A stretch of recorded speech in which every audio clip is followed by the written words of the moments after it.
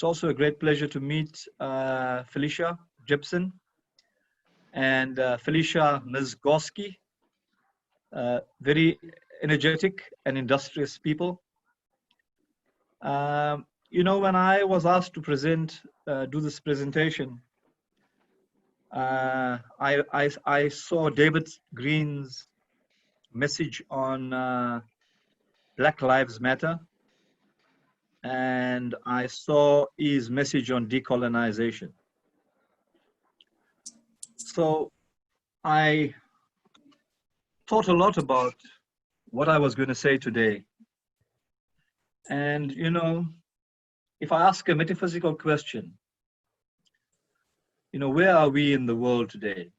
And what is going on around us? So we have a virus that has affected every country in the world. It has resulted in many, many deaths and many infections.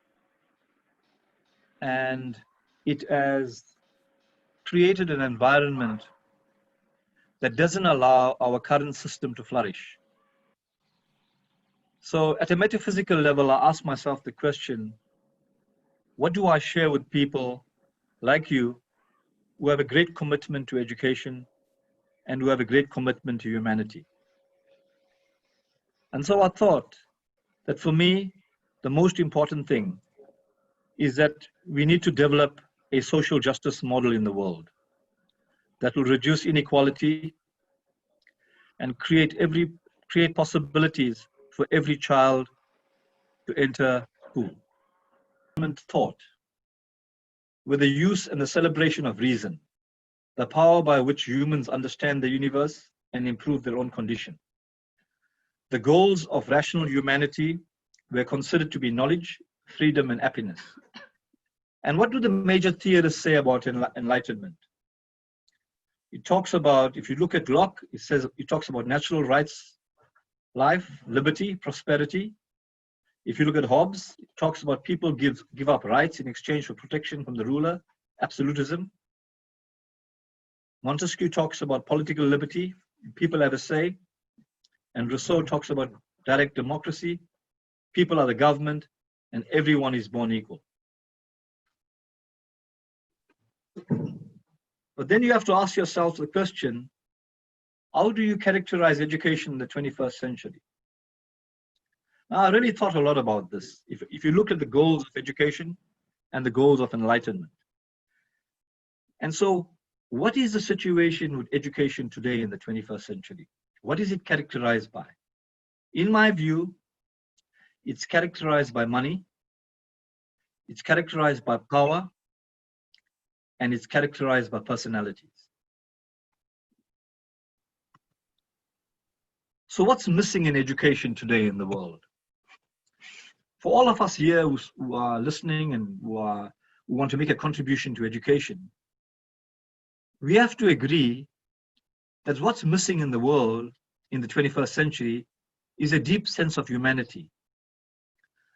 The pursuit of equality and freedom is missing. And so the next few things may differ from context to context. But I've been around in the world, you know, and I think that sound educational research is missing. Because research is actually serves certain interests. Education theory serves certain interests, certain vested interests. Sound educational practice is missing. There's a lack of attention to the work of great education luminaries. Lack of attention to current economic, philosophical, and social paradigm.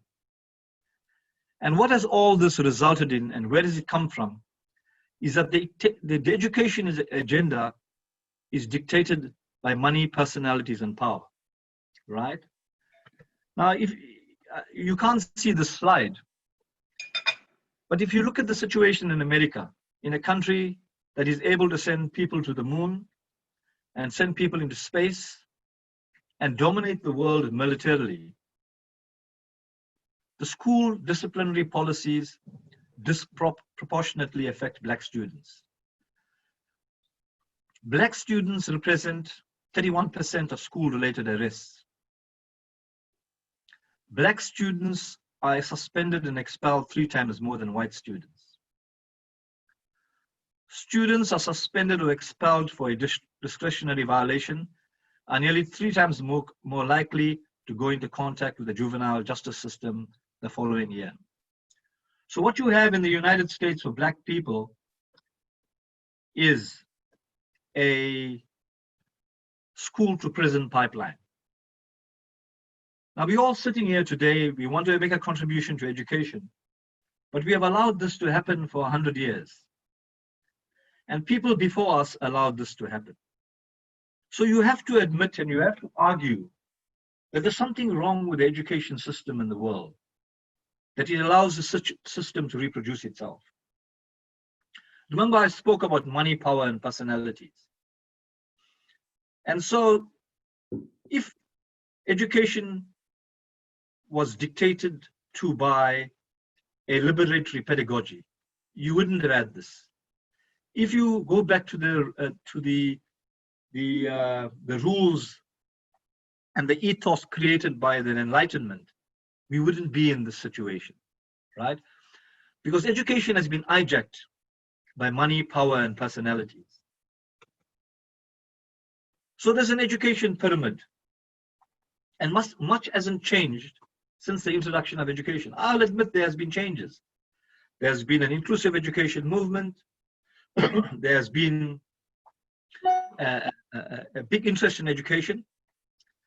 But in general, the education pyramid hasn't changed. Schools reproduce the status quo. The poor remain poor. The rich are reproduced. The poor are reproduced in the education system. Children who cannot cope in mass education are marginalized and alienated. In the first world, your zip code dictates your quality of education. And too many children are kept out of the mainstream of education system, right? So let's not talk about what's happening in the poorest countries in the world. Let's talk about what's happening in the richest countries in the world. So I told you about the situation in the United States, and it's there's international research that supports what I'm saying. But let's take a look at what Fact Tank says about what's happening in the first world. Middle class incomes have grown at a slower rate than upper tier incomes over the past 5 decades. The wealth gap between America's richest and poorer families more than doubled from 1989 to 2016. Overall, 61% of Americans say there's too much economic inequality in the country today, but views differ by political party and household income level. The black-white income gap in the US has persisted over time, and income inequality in the US is the highest of all the G7 nations, according to the data from the Organization of Economic Cooperation and Development. And over the past 50 years, the highest 20% of US households have steadily brought into a larger share of the country's total income. So why am I discussing this situation in America? It's because education is being exported all over the world by corporates, and they have undermined the pedagogical intention of, they've undermined the pedagogical nature of education. And so we need to generate a different narrative for education. If we don't generate a different narrative for education for those of us who are committed to education, there would be no change. Let's look at the UK.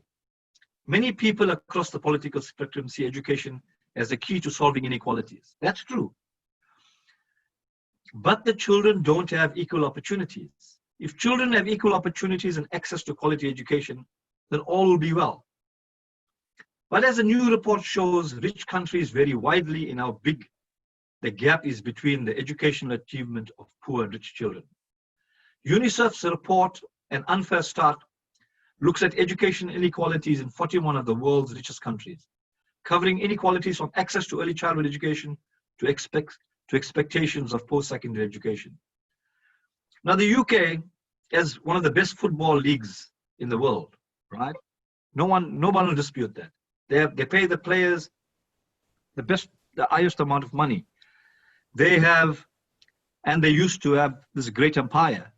But the UK ranks 16th from the top in terms of educational inequality during the secondary school years, which doesn't sound too terrible. But the UK comes 23rd in inequalities during the primary school years. The UK comes 23rd in inequalities during the primary school years. These are depressing scores for the world's 5th largest economy. So what point am I making here? The point I'm making here is that in the UK and the US, most educational products emerge from. And education has become a commodity. Education has become a commodity in the United States. It's becoming a commodity it's a commodity in the UK. It's a commodity in Europe. And so they export that to all the developing countries. They export education as a commodity. So that's the dominant narrative. And so when I talk about research, and when I talk about how the education narrative is spun, it's spun by people who have interests in money. Personalities drive this thing, and the big power groups advance an unequal society in the rest of the world. And it does emerge from the US and the UK. So I've said all these things, and so what? What do we need? We need a social justice paradigm. The general issue, of course, is the basic unreliability of not being constantly sensitive to what actually happens in the world. Questions now to reduce the manifold injustices that characterize the world, and to ask things about how things are going and whether they can be improved in constant and inescapable part of the pursuit of justice. How do we change the system of inequality? So if a system is dominated by personalities, and if a system is dominated by power, and if a system is dominated by money, then you're going to have inequality. But we need to move from inequality, we need to move towards equality and to equity and to justice.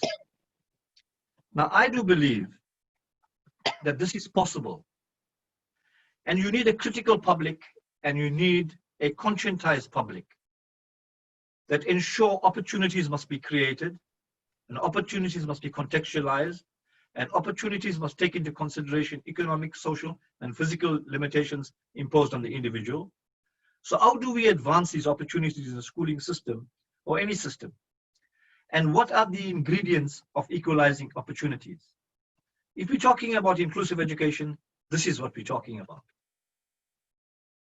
So you don't want, I said there was very little progress from mass education to the current system. So why do we have to have a special education system? And why do we have to have this great fight to have an inclusive education system? Right now in the world, in the United States, in the UK, in most countries in the world, you look at the organogram of the education department and you ask, does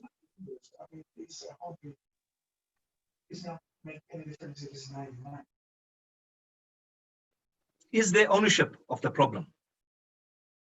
So what are the theories? What are the assumptions? What are the morals? What are the practices? What are the tools of education systems that will enable them to reduce inequalities?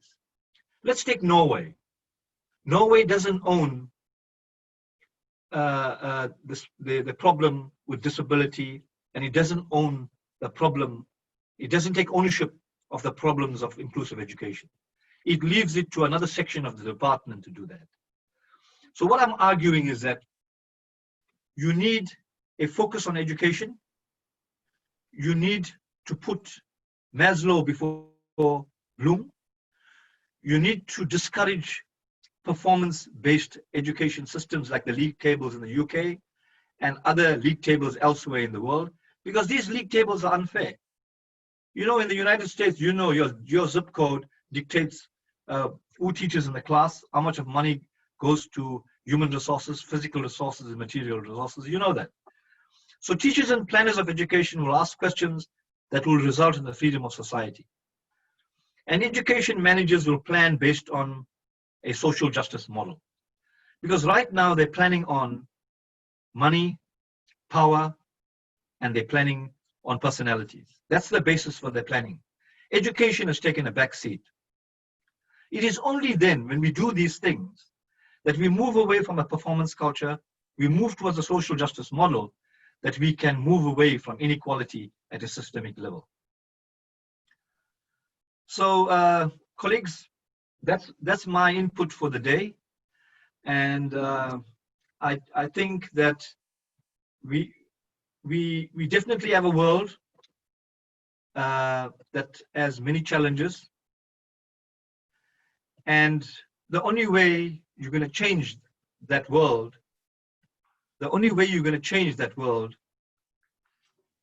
is to advance a different narrative. So I'll stop there. Thank you.